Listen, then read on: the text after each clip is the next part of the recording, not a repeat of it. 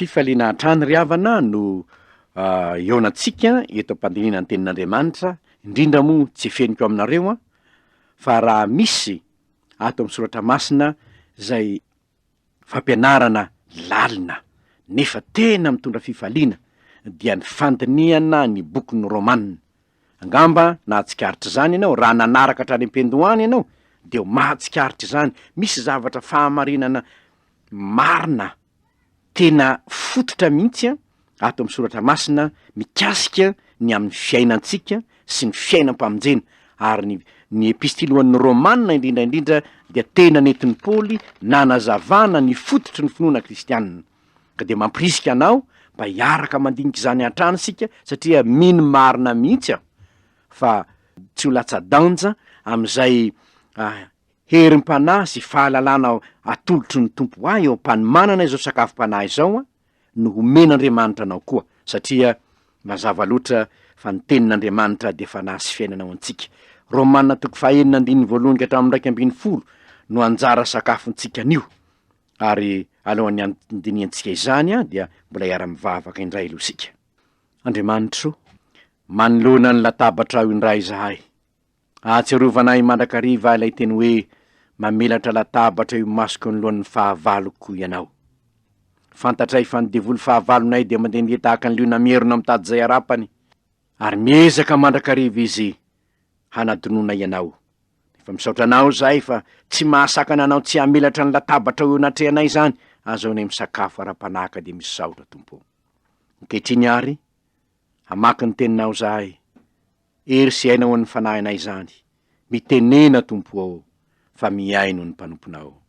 Amin'ny anaranao Jesosy Tompo nanaovanay izany vavaka izany. Amen. Romana 9:1-11. Vakintsika amin'ny anaran'ny Tompo zany. Inona ary no lazaintsika?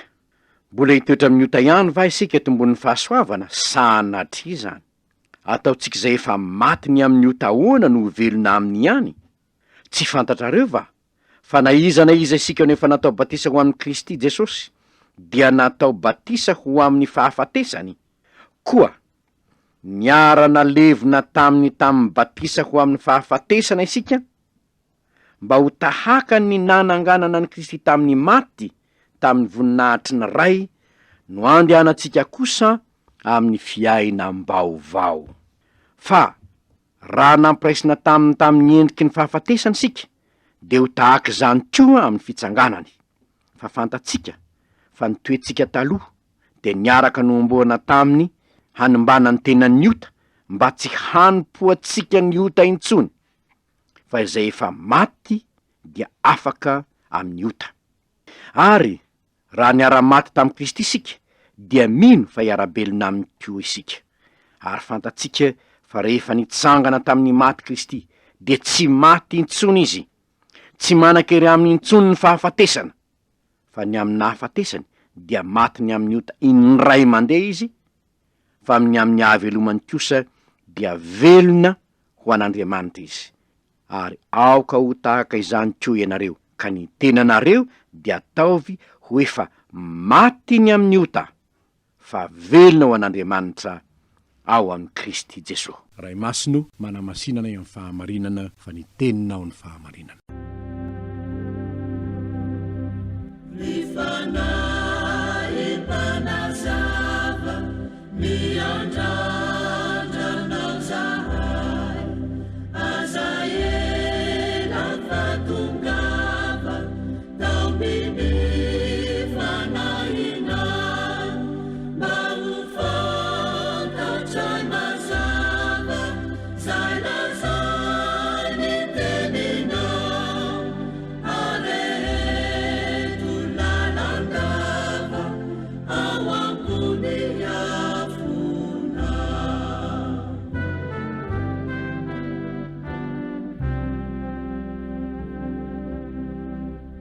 Inona ny fahamarinana hitatsika eto indray anio momba zay nivakitsika teo? Ny voalohany, andininy voalohany ka hatramin'ny fahaefatra de izao: tokony hiaina amin'ny fiainam-baovao ny olona vita batisa ho an'i Kristy Jesosy. Tokony hiaina amin'ny fiainam-baovao ny olona vita batisa ho an'i Kristy Jesosy. voalaza hoe efa matiny amin'ny ota ianareo, ny mpino zany. Ahoana moa zany hoe efa matiny amin'ny ota zany?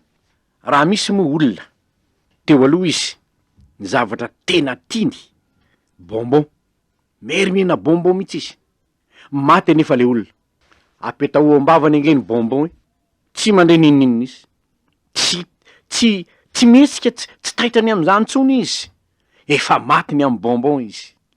Ny olona ry havana zay lazainy eto hoe efa matiny amin'ny ota ianareo rehefa ao am' Kristy, olona efa niara-nalevina tamin'ny tompo, tamin'ny batisa ianareo, mba ho tahaky ny nananganan'i Kristy tamin'ny maty ko no andehananareo amin'ny fiainam-baovao. Dikan'izany de zao aoka mihitsy tsy hisy tsirony aminao intsony, tsorenao intsony ny tsiron'ny ota. Zany no tena dikany. Tsy misy dikany amin'ny maty, efa matiny amin'ny ota ianao. Sanatria zany ho Paoly, ataotsika zay efa matiny amin'ny ota ahoana no velona amin'ny indray, raha marina fa tena matiny amin'ny ota ianao. Manjary ny olona ane rehefa maty de manjary tsy mandre ninninna tsony.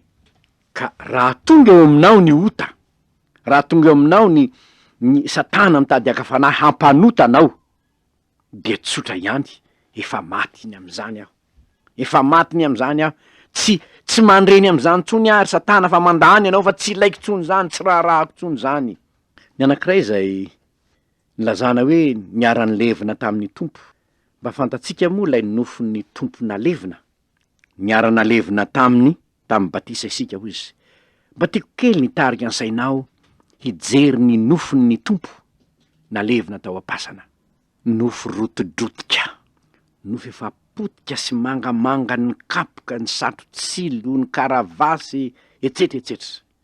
Isika koa ny efa rotodrotika no ny otany isika, maloto potika ny fanahintsika.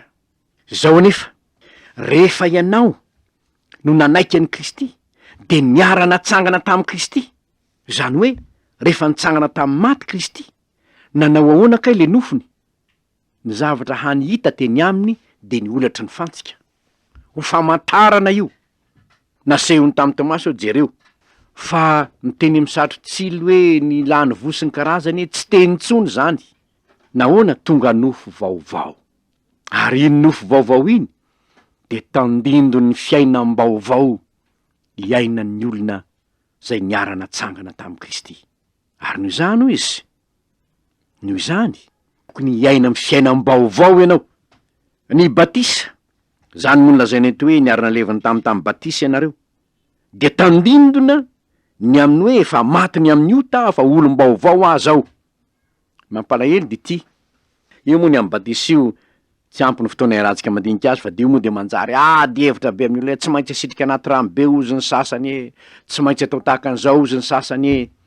Ary ny hita amin'ny soratra masina ny hoe batisa asitrika amin'ny rano be de manao zany ny fiangonana sasany. Ny batisan-jaza moa efa nazavaina ihany amin'ny hoe nahatonga ny olona nanao batisan-jaza de tandindony fanekena ny fanaovany Abrahama tamin'Andriamanitra, ny amin'ny olony tonga olon'Andriamanitra ny zaza voafora, tonga olon'Andriamanitra ihany koa ny taranako ny olombavonjy ataony batisa ho an'i Kristy. Fa ny zavatra lehibe de zao hoe le batisa vita venao sa tsy vita. Ary raha ohatra ka vita ianao de zao ny tsarovy, tokony hiaina amin'ny fiainam-baovao ianao. Na batisan-jaza ny natao taminao, na batisan'olon-dehibe ny natao taminao, tokony hiaina amin'ny fiainam-baovao ianao. Ianao zay mandre, zany teny soratra masina zany hoe tokony hiaina amin'ny fiainam-baovao. Anjaratsika ny miaina amin'ny fiainam-baovao. Fa natao batisa zaza ianao, na natsoboka tamin'ny rano be ianao, na natao batisa mekoky ianao, na natao batisa mitsilany ianao, fomba ivelany ihany zany. Fa ny zava-dehibe de zao hoe tokony hiaina amin'ny fiainam-baovao. Efa hitatsika ny hoe tsy mahasona ny famorana na ny tsy famorana. Ny batisan-jaza tandindony ny famorana araka ny fampianaran'ny soratra masina ihany koa. Ny zavatra tokony fantatsika ary de zao, ny tokony ho vokatry zany de fiainam-baovao. Fiainam-baovao. Ahoana ary ny fiainanao? Navita batisa lehibe ianao iaho, navita batisa fony fahazaza ianao, manao ahoana ny fiainanao? Am'izao tsika miteny zao, moa miaina amin'ny fiainam-baovao ve ianao? Fa izany nolazay ny soratra masina hoe tokony iaina amin'ny fiainam-baovao ny olona vita batisa rehetra ho an'i Kristy Jesosy.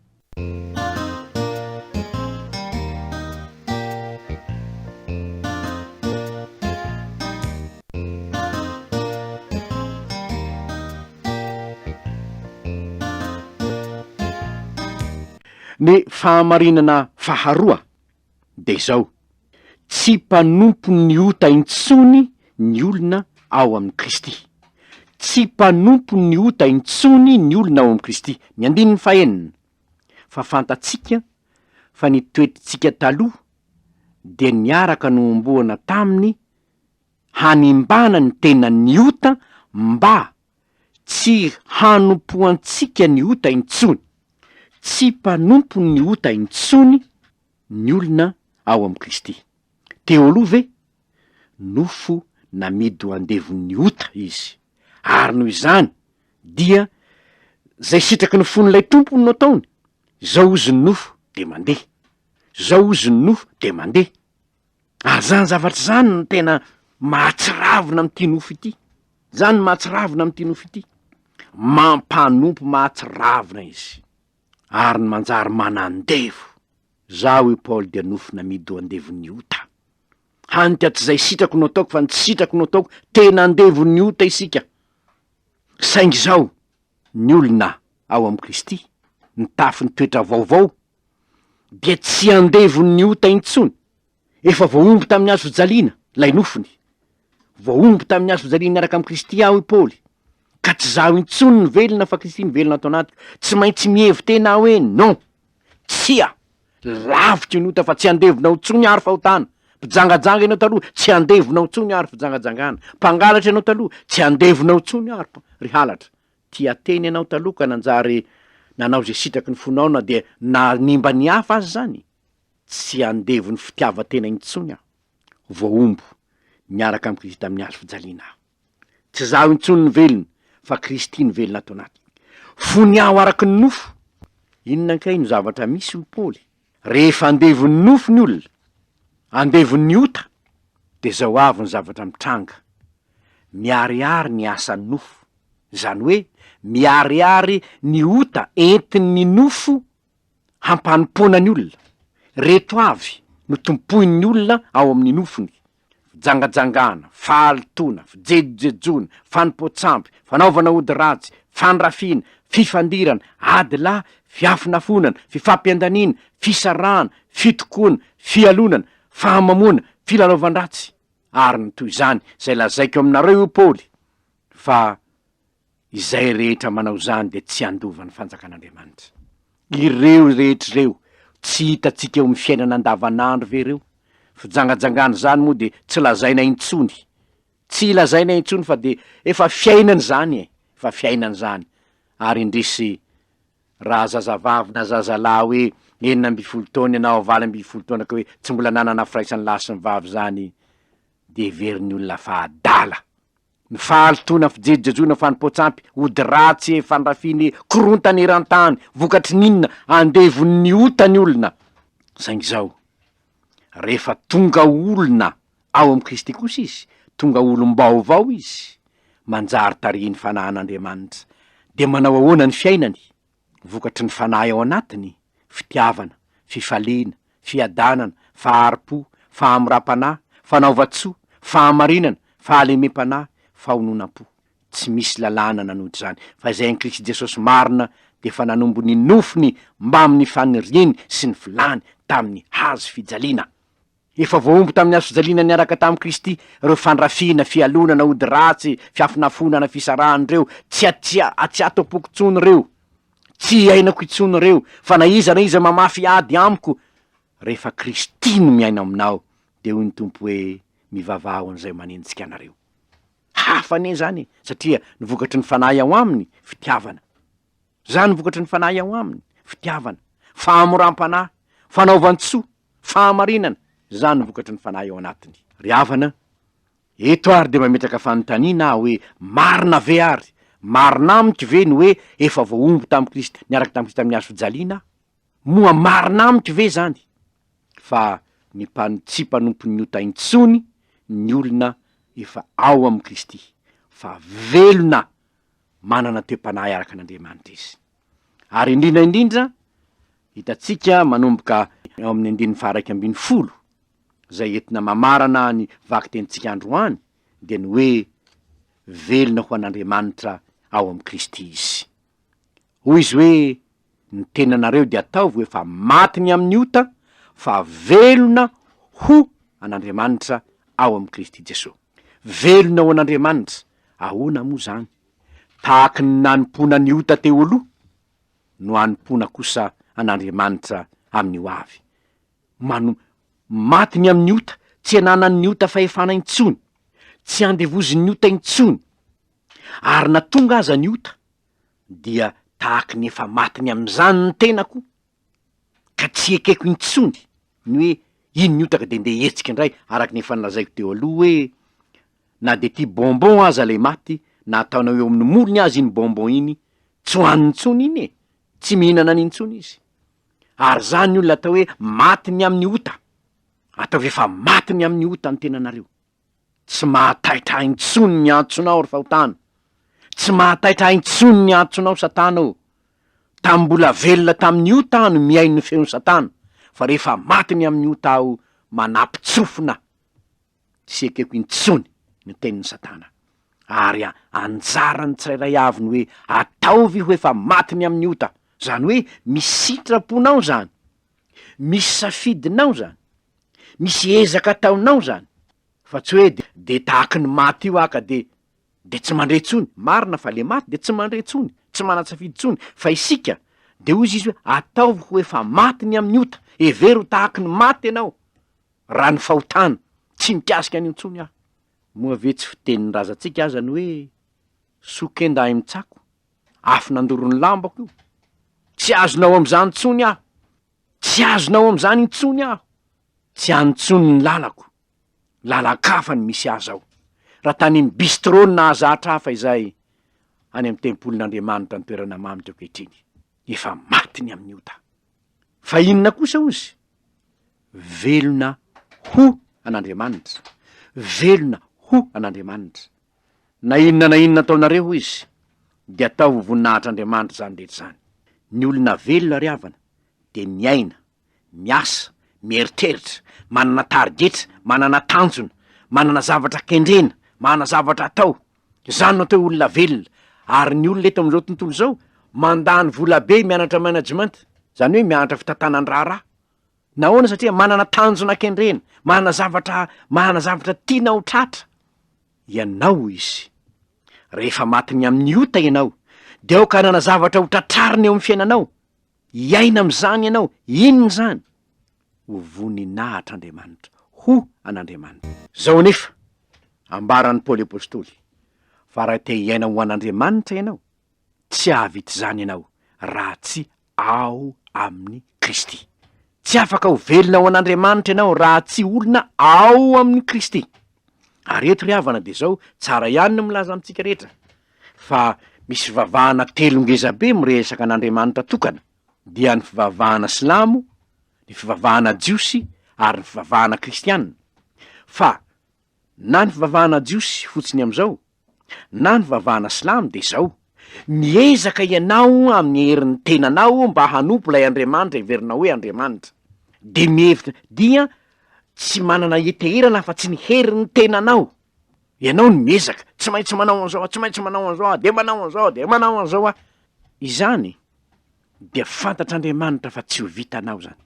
Ary zany nanyrany an'i Kristy teto tany hiara-miaina aminao. Nahatonga Jesosy ilaza hoe zaho ny voaloboka ianareo ny sampany. Sampana fotsiny ihany ianareo. Raha tsy miray amiko ianareo izy, ao amin'ny Jana 10:15, de tsy mahay manao na inona izay heverinareo fa ho ankasitrahan'Andriamanitra, raha tsy miray amiko ianareo. Hoe angamba ianao hoe mahay aho, sampana ve, sampam-boaloboka ve de amora tsy miray amin'ny fotom-boaloboka izy. Ary zany mampiavaka ny fivavahana kristianina, izany tsy fanarahan'ny fivavahana jiosy ny testamenta taloha sy ny fivavahana kristianina, satria manda ny tsy maintsy ilana ny Jesosy eo amin'ny fiainana ny mpivavaka jiosy, manda izy tsy ekeny zany hoe tsy maintsy miray am' Jesosy aho, tsy maintsy sampany eo am' Jesosy aho, tsy maintsy tsy afaka misaraka am' Jesosy aho, tsy maintsy mandray ny fanahany Kristy aho, zay ihany aho vao afaka hanao ny sitrapon'Andriamanitra. Manda zany ny jiosy mandrak'androany, betsaka ny manda zany. Ny fivavahana silamo rahateo moa de tsy mihevitra mihitsy an' Jesosy ho mpamonjy, ary tsy mihevitra mihitsy hoe maty teo amin'ny hazo fijaliana akory zany Kristy zany, tsy ekeny zany. Ary nefa raha tsy maty teo amin'ny hazo fijaliana Jesosy de tsisy mihitsy famonjena ho antsika, hoy ny soratra masina ny tazonitsika fa Kristy voaomby tamin'ny hazo fijaliana, izy no nisolo voina ahy mba ho tonga ho zanak'Andriamanitra aho, izy no nampiavana ahy indray tamin'Andriamanitra. Ary io Jesosy io no milaza hoe raha tsy ao amiko ianareo, raha tsy miray amiko ianareo, ka mitoetra ao anatinareo ny tegniko de tsy mahay manao na inona ianareo. Ry havana, fahamarinana sarobidy loatra zany, ary tena aina ho an'ny kristianina, fa fahaverezana an'izay manda zany kosa. Noho izany, aoka ianao tsy hiezaka amin'ny alalan'ny herin'ny tenanao fotsiny, fa aoka ianao hanana firaisana am' Kristy. De ho isika hoe ahoana ary zany firaisana am' Jesosy zany, ahoana ary zany? Ny firaisan'ny mpianatra am' Jesosy de hoariny am' voaloboka sy ny sampany. Firaisan'i Jesosy amin'ny fiangonana de tahaka ny firaisam-po mampanahy ny mpivady, ka am' zavatra rehetra de mifampiera, am' zavatra rehetra de midinidinika am' resaka miray fo sy fanahy, ho nofo ray ihany rehefa avy eo zany lazay ny tenin'Andriamanitra. Na ao amin'ny Efesianina de ambaran'ny Paoly apôstôly fa tahaka ny fitiavan'ny lahy ny vadiny tahaka ny itiavan'ny Kristy ny fiangonana no itiavan'ny lahy ny vadiny. Zany hoe raha fantatsika fa na de olona roa aza ny mpivady, iray ihany reo izy ny tompo, ary efa ny fanaiky izy iray fosy saina mampanahy, zany n'olona miray am' Kristy, ao am' Kristy, ilaozany zavatra rehetra rehefa ho Kristy hoe andao ianao iaraka amiko, de mandeha izy, manaiky izy. Andeha anaraka aho i Jesosy tompo tamy Levy, izany no asa fivelomany, nilaozany io fa nanaraka an' Jesosy izy. Avy anaraka aho i Paoly, Jesosy tamy Petera sy Jona, nilaozany ny aratony navelany teo ny ray aman-dreniny. Ry havana, ilaozany taninao sy ny havanao io Andriamanitra tamin'ny Abrahama fa andeha anaraka ahy, de nandeha izy.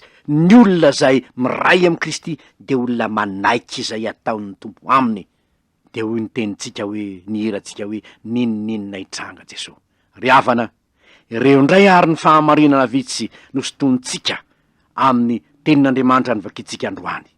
Tokony hiaina amin'ny fiainam-baovao ianao rehefa mahatsiaro tena fa efa natao batisa, satria efa hevery tahaka ny maty amin'ny ota ny tenanao, ny velomina atao am' Kristy kosa. Tsy mpanompo ny ota intsony ianao rehefa ao am' Kristy, tsia fiainam-baovao ny fiainanao manomboka hatram'izao, ka na inona herin'ny Satana, na inona herin'ny ota, ny ota tsy anakery aminareo intsony, satria efa matiny amin'ny ota ianareo.